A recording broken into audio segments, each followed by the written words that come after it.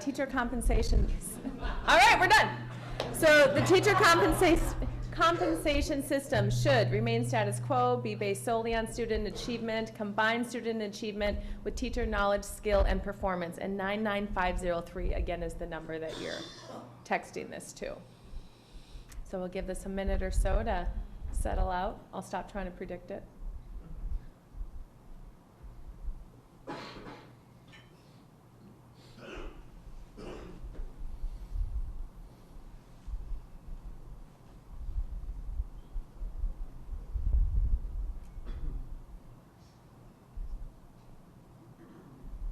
Okay, so I think in general, and this will move around a little bit obviously, but I think what you guys are saying is we need to look at this as a combination, obviously, student achievement and teacher skills and performance. So let's move on. Question for the panel, and we'll just kind of leave this up here and it might move a little bit for a couple minutes. But so the deficit.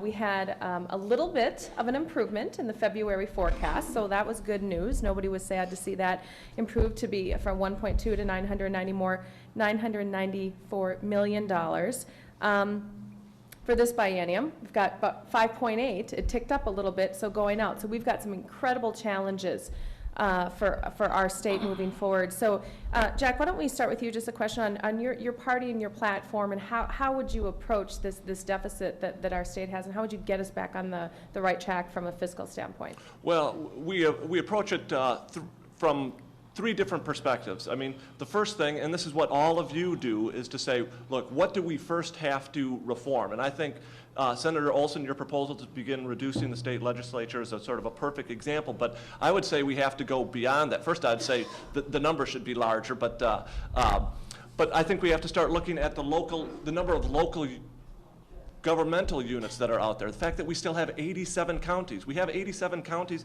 because that's the way we did it 150 years ago, folks. So let's look at what we can do better, smarter first. Then let's look at what we can cut. And we know that there are still things that are out there that can be cut.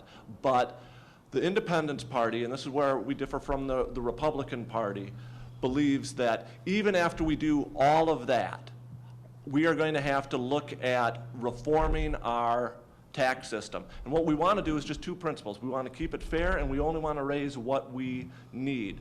But again, our tax system hasn't been, in many ways, reformed in decades. It's not competitive with the 21st century, and so we would look at it from those three perspectives. Donna?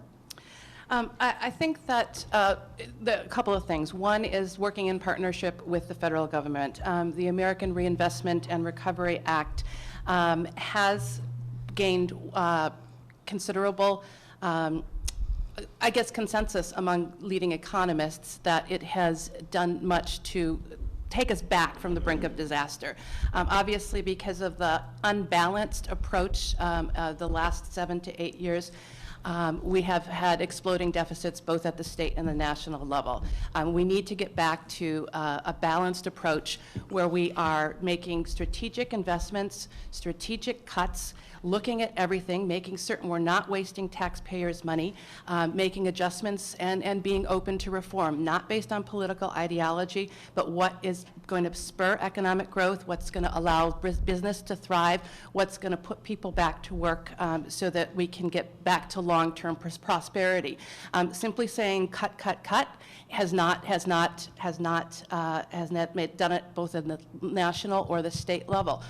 We have to be honest with ourselves about what our collective priorities are, and we have to make bold decisions. Not everybody was happy with President Obama's stimulus program, but we have Tom Stinson, a longtime respected state economist, obviously saying that the stimulus program is responsible in a huge way to have an impact on improving our economy. Without it, we would have lost many, many more jobs.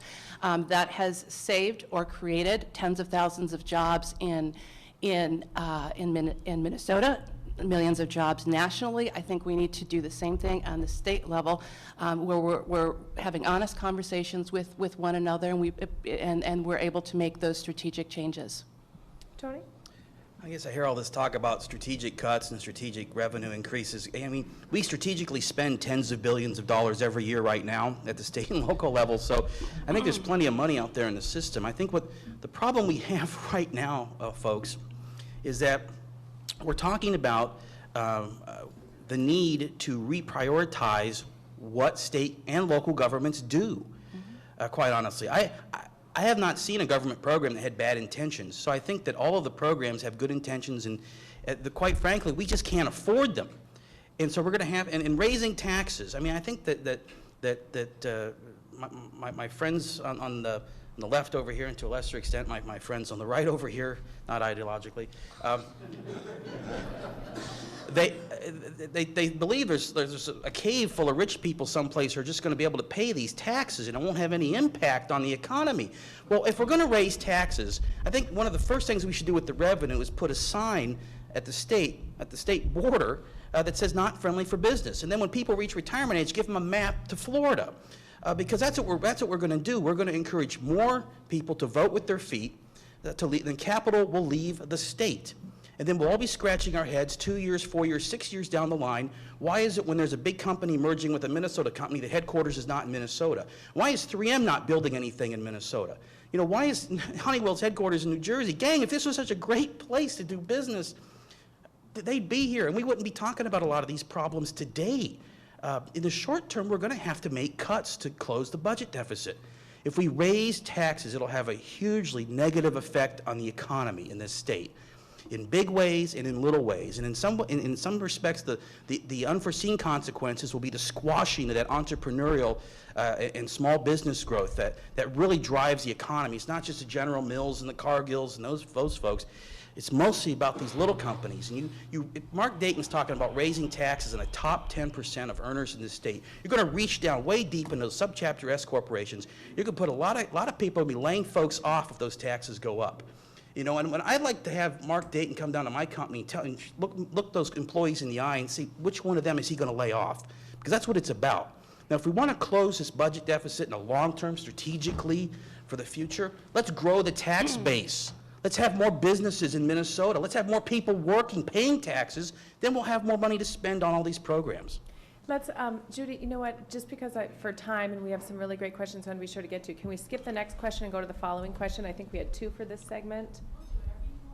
Who's doing the magic with the number? Okay, here.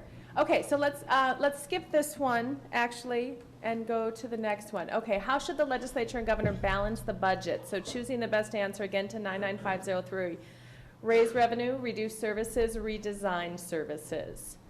I'm guessing that raise revenue is not going to win in this group, but let's see where we go between reducing services and redesigning services. So we will give that a minute or so here as we look at this.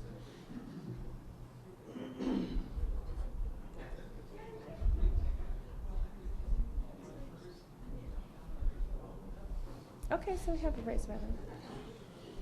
Okay, so this will probably continue to move around a little bit, but it looks like redesigning services is what this group is looking at, is what we need to do here.